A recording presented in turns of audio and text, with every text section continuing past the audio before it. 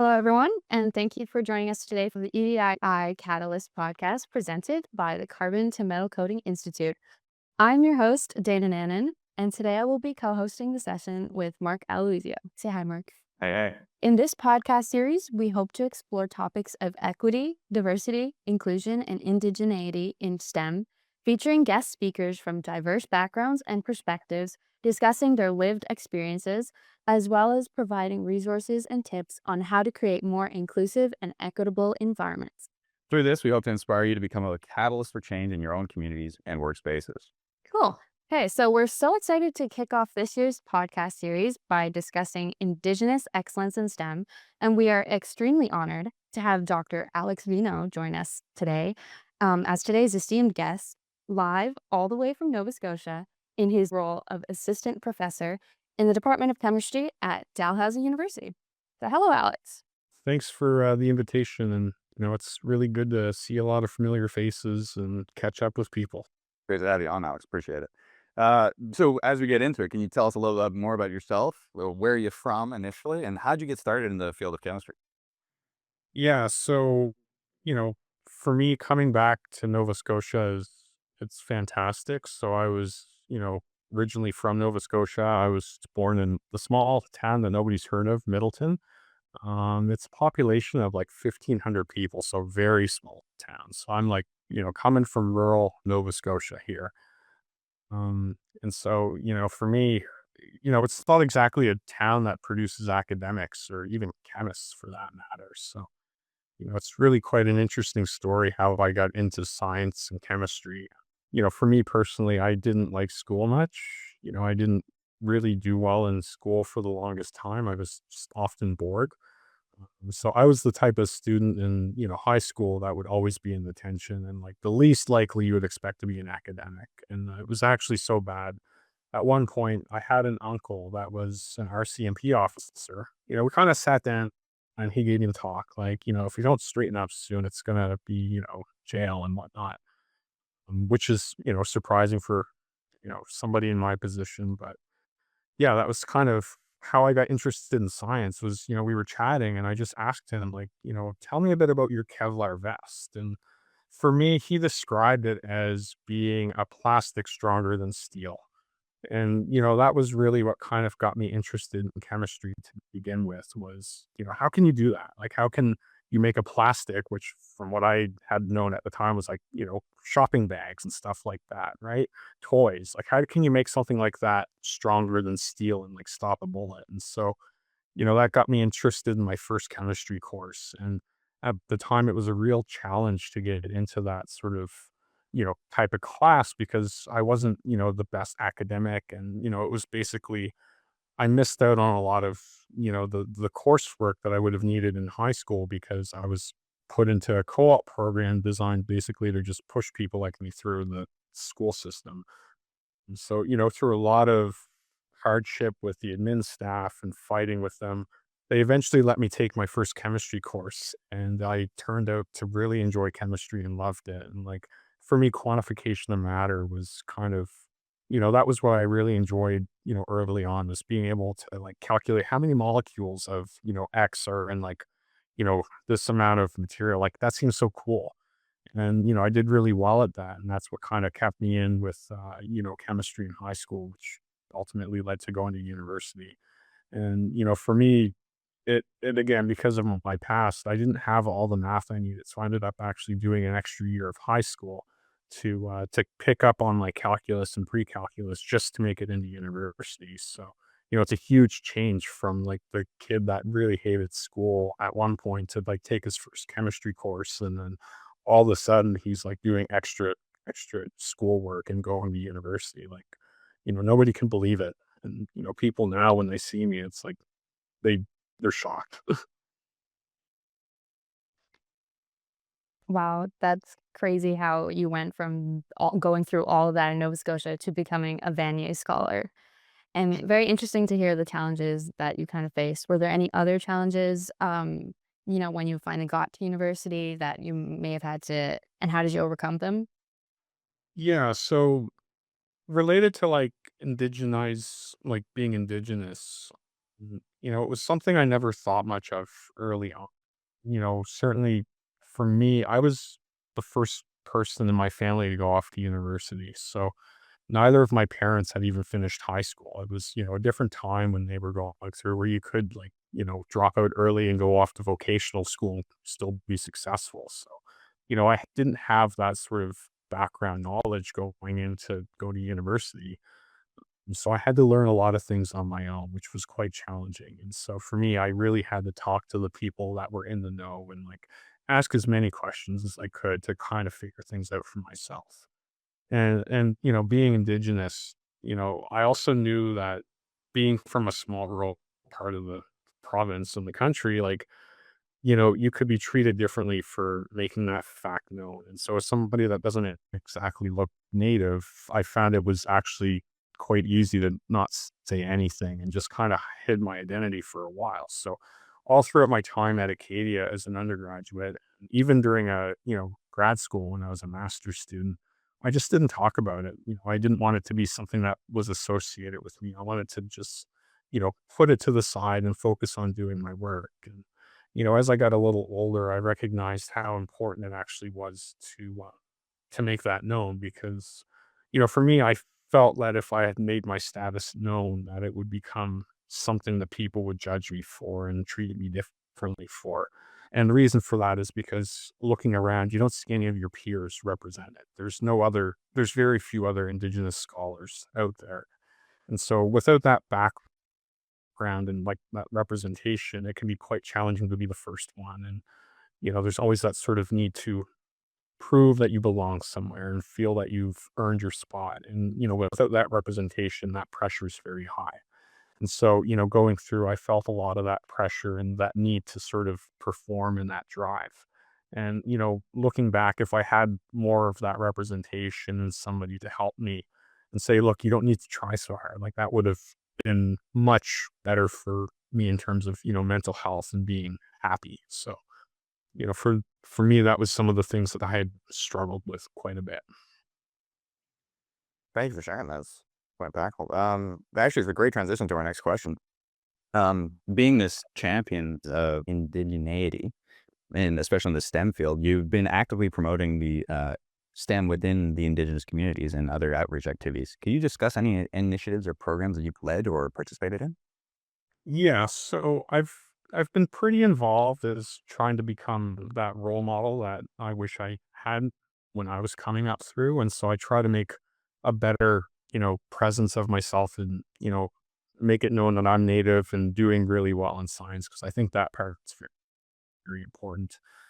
And in my own community, now that I'm back, I've actually got a lot more opportunities to get involved with my community and try to increase representation. And, since being back, there have been a few of the youth that have, expressed interest in getting, demonstrations and little workshops and stuff. So I'm looking forward to kicking some of that stuff off. Once I get established here, my own space, you got to take care of home first, right? But, that's kind of in the future. But yeah, in terms of what I've been trying to do is really just be present, be a good role model and help those that can. Just being that person that's like, hey, it doesn't have to be so difficult. And if you do have, questions, please ask and I will help to guide the best I can. But with that, there's other sort of aspects too that I've been interested in. So obviously funding's a really big one.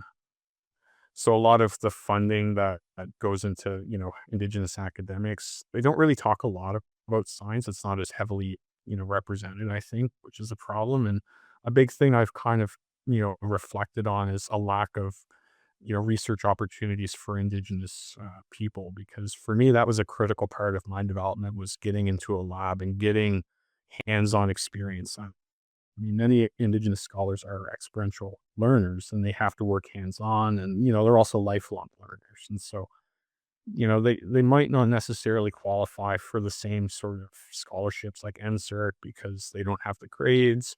And usually that is tied to some equity related consequences. Maybe they've got community ties or responsibilities that they also have to be mindful of. And so, I've been trying to push some of the local Indigenous groups here as well to try to provide increased access to funding to provide research opportunities for Indigenous scholars in science because it's such an important step in getting the experience you need to go into grad school. So I think it's very important, and one of the first steps to increasing that representation that's critical for you know more Indigenous representation in science. Yeah, and I think with all that, encouraging representation, you're absolutely right. Like, it starts with funding. It starts with, getting professors in and being interested in, hiring these students. But from your perspective, what can we do as students and grad students and like in the field currently in STEM to help promote the success of these Indigenous students beyond funding? And is there something we can do culturally or environmentally to help that? And are there any specific actions or initiatives you believe would be particularly effective? Yeah, so I think for myself, it's going to be different for everybody, but for me, having that representation was key. And for the longest time, I was the only Indigenous scholar I'd known in chemistry. It wasn't until like my fourth year of my PhD that I had met anyone else in chemistry that was Indigenous. So for me, representation has always been one of those things that it's the critical sort of factor. Is if you've got more people standing up and saying, I belong to this group and I'm doing, science, then it makes it more comfortable for people to also, step forward that are also part of that group. And there's that sort of safety in doing so. Because, for me, I didn't really wanna talk about it because there is such a stigma around it, and, for many years, it was never a good thing to make it known that you were Native. We were always kind of treated as second-class citizens, and so, there's many people, that just never acknowledged it, and, for many reasons, and so, more recently, I think it's become more acceptable, I guess, to be Native, if that kinda makes sense. There's more sort of pride with that identity now. And for me, it's not like it's that far in the past. Like I did my undergrad 10 years ago when I still felt like I had to hide my identity. So only within the last few years has it become more sort of, acceptable to identify as being Native. And, I think with more people coming forward, there's going to be that greater, you know, sense of safety and also making it known. Because I know there's a lot of people that were like me that don't really talk about it openly and they don't want to, they don't want to have that associated with them because they might be treated differently. And, it's tough. No, 100%. Yeah. The discussion's been great with regards to a more national or even provincial level of this inclusivity. But like you said, echo your comment before of got to take care of home. As a new professor, what are some strategies you plan to incorporate into your current group or soon to be group that will foster all of this inclusivity? Yeah. So, it's quite challenging, I think, to kind of bring science to Indigenous communities. But I think, here I have an advantage of being a member of one of the local communities. So, trying to bring more Indigenous people into science, it's always challenged by the fact that there's that trust that you need to establish with those communities. And so, it can be very difficult for somebody that's not, part of the group already or somebody that's not associated with the group to try to make any sort of change because, the communities, if they don't trust you, they're not going to budge. So, so I think, having that advantage, I'm really looking forward to trying to increase representation, Indigenous representation in science through, again, some of these outreach activities, talking to the community leaders and trying to identify the specific needs of the communities as well and see what their priorities are. Because sort of my long-term goal is to help empower Indigenous communities with the knowledge and the means to do their own science and kind of direct their own science. And it's quite difficult, but there's, at least in this, my sort of area now, I've noticed, my community, we're taking a more proactive approach to some things, especially related to energy.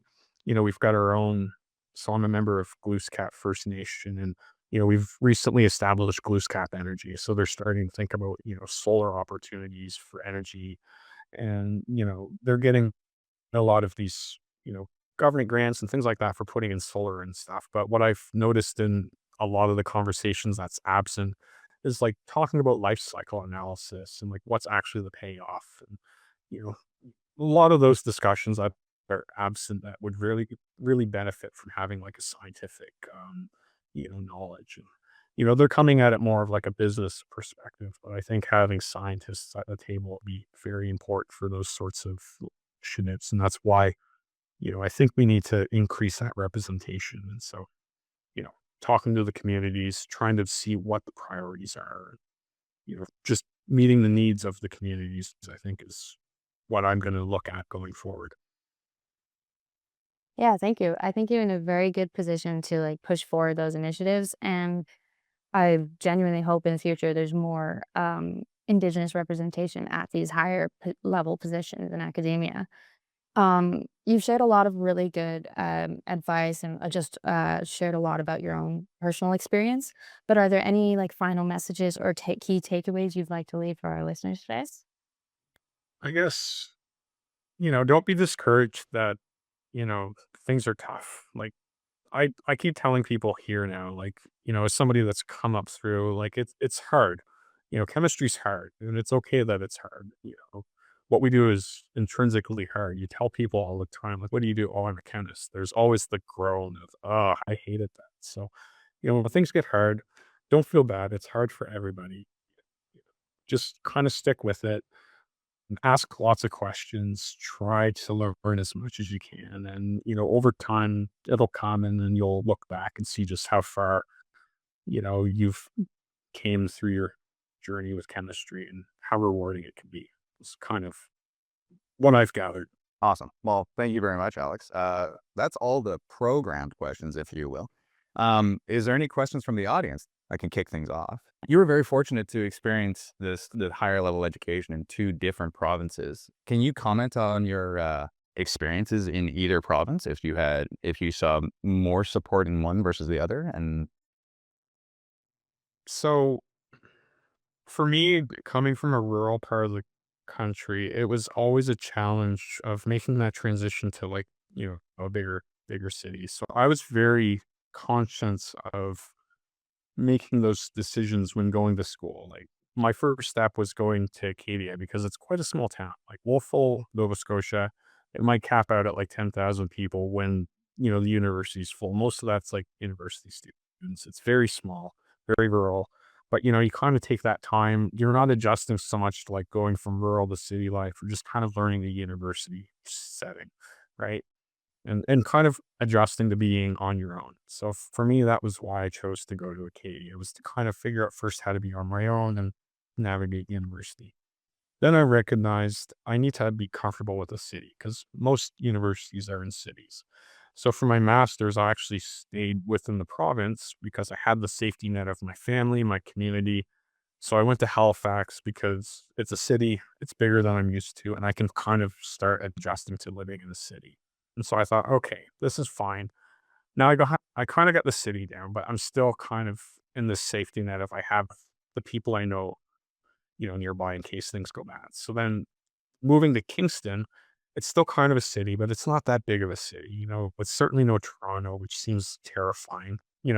It's not as big as some other places like London, but it's kind of big enough, and it kind of tests the fact. Then okay, we're out of province. The safety net's gone. We're kind of on our own. So then I kind of adjusted to being more independent at that stage. And then finally going to London, it was a bigger city without, the safety. That was kind of my progression. And I found it very effective for me personally, just making those gradual transitions because, some of my peers that, were with me at Acadia, they made that big jump from going from, small town Nova Scotia to like U of A. And then they kind of flunked out because the change was just too much all at once, and they just had a lot of, difficulties adjusting. So I think for me, that was one of the factors to my success. In terms of support, I had some fantastic support, partially because, I had some really good groups, coming up through, very supportive mentors and very good, research groups to fall back on when things were tough and I had, questions. And so I think that was also another factor to a lot of my success was just getting lucky with, the right groups. So, that's kind of it. and we were very fortunate to have you out here too, Alex. I've seen you, Ben. I think Gabby has a question for you. Yeah, I was more of a comment. I was just going to say as well, you're being very modest, Alex. You're a phenomenal student, and Dal is very lucky to have you. But I did want to, just say that I think, just to reiterate how important it is to be able to be yourself, and not have to hide your identity. And I think that, people in the LGBTQ community face that too. It's a broad thing. And also your comment about how, I mean, you educated me on this about, you know, how recent some of the racism and genocide was towards Indigenous people. And so that's you know, um still shocking to me. And I think that's how we should be shocked. But I also want to say I resonate with your comment about not wanting to be outed, sort of. I mean, when I was younger, I was one of very few women in every place I was, and I didn't want to be thought of as a female chemist. I want to be thought of as a chemist. And so you wanted your identity to be with your achievements, not not who you are, but that's still part of who you are. Yeah. Anyway, advice on how we can do better to encourage more Indigenous students to take the leap that you've done. Like, what can we do? Because it shouldn't all be on people who are in the community. Yeah, I think again, making our culture visible is one aspect of it. Certainly, it's easier to include more cultural aspects like the arts and humanities, but I think there are some aspects of science that we could, do a better job of increasing and indigenizing. And I find it like as an inorganic chemist, it's very difficult for me to kind of answer that question because there's not a lot of relation between like indigenous values and like inorganic chemistry. The closest I've been able to find, at least personally, is like identifying some of the pigments that were used in a lot of the ceremonial uh, you know, artifacts and, clothing. You would use like iron oxides and things like that. So you can introduce iron oxides and some of the ceremonial, aspects of indigenized people. But beyond that, like it's very difficult as an inorganic chemist. But the organic chemists, they got it easy, right? There's all the natural products you can talk about. Exactly. At this level, there's few things I do see which I don't particularly like, and this kind of comes back to your comment, Kathy, on being known for the science, not necessarily being a member of like a specific group. And so, I try not identifying myself as an indigenous scholar so much anymore because I don't think it's that valuable. It's kind of like indigenous knowledge versus Western knowledge. Like it kind of puts two different rankings on knowledge when really it's just knowledge is knowledge, and there shouldn't be this distinction. And same with like, science, like indigenous science versus not. It's just science. And, the fact I'm indigenous doing science shouldn't make it any different than if somebody else is doing science. And, it's not, and a lot of the sort of traditional knowledge, just because it wasn't peer reviewed in the same way as you submitted to a journal, it was still peer reviewed. It's just the peers are different. The peers were other members of the community. And the fact that a lot of the sort of same stuff is passed down from generation to generation, that's the proof of the peer review, right? If you're using something that your peers have already used for centuries, like well, that's just it. It's not published, right? So I think finding those distinctions, like it really becomes obvious that there shouldn't be that separation of like indigenous knowledge versus Western. There shouldn't be indigenous science versus not. There's just knowledge. There's just science. So, Thanks, all. and I think, and I think having the two separate, it kind of instills that barrier that there's still a tier between the two. And I think if we can avoid that, we'll make a few steps forward. Thank you. For sure. We got two more questions. Farnaz, you want to ask her? Sure. Thank you. I'll be quick. I think Alex answered part of my question. First of all, thank you for sharing your experience, and also congratulations on your new position. It's good to have you at Dal. And it was very interesting for me to hear about how much you were emphasizing representation, which gives me a lot to think about how we can, facilitate that in our orbits. But basically, my question overlaps with what Kathy was asking and what you answered is that what can representation is the first and as you mentioned, the most important thing, but also what can we do and what shouldn't we do. When I was the chair of IEDIA committee at in the our chemistry department, I was just really struggling with, because we were setting goals for the year and try to hit different targets, and just like indigenization was one of the things that I was struggling with the most. And it can come from my lack of knowledge, definitely, and just there's a knowledge gap, and you want to do something, but you don't want to be performative, and you don't want to do the wrong thing. And I remember, for example, for our science rendezvous, we were just flying around ideas about how we can include more Indigenous way of thinking in our activities that we have in our booth. But I love what you said about the fact that this knowledge is knowledge. There should not be tiered. So any other advice about things not to do, probably, or they would be appreciated. Yeah, thank you. Yeah, I guess in terms of what not to do, another thing I've kind of noticed, and this has happened a few times, is, for a while there have been lots of universities trying to fit like, these hiring quotas, right? And everyone's after Indigenous scholars right now. And, I was being approached by, universities out west and stuff to apply and, try to fill these positions. And, personally, I kind of view it as, you want to strengthen ties to your local communities. You need to hire people that are from those communities. For me to go in, or somebody else that's not kind of a member of those local communities to go in and try to kind of establish those relationships. It's no different than, anyone else, right? And again, it comes back to this level of trust where you want people to kind of trust, universities, like Indigenous peoples trust universities. They need to see their people at the table, not just, anyone that fits the Indigenous sort of checkmarks. That's why I'm also, very fortunate where I'm Mi'kmaq to actually return to Nova Scotia, and I can do, work with Mi'kmaq communities. And I think it's very, very powerful. So, if people that are on these hiring committees, that would be my advice, is like, be reflective, not just on checking the Indigenous box, but also being mindful of the communities in the area. Because ultimately, if you want to establish the connections with communities, you need to, bring on people of those communities to first bridge the gap. So Thank you. One last question. If Ian's got a quick question, otherwise we can Yeah. end up. Super, super quick one and more of a personal one. I know after having like a really, really long PhD and academic career, and now you're at the point where you're becoming a professor.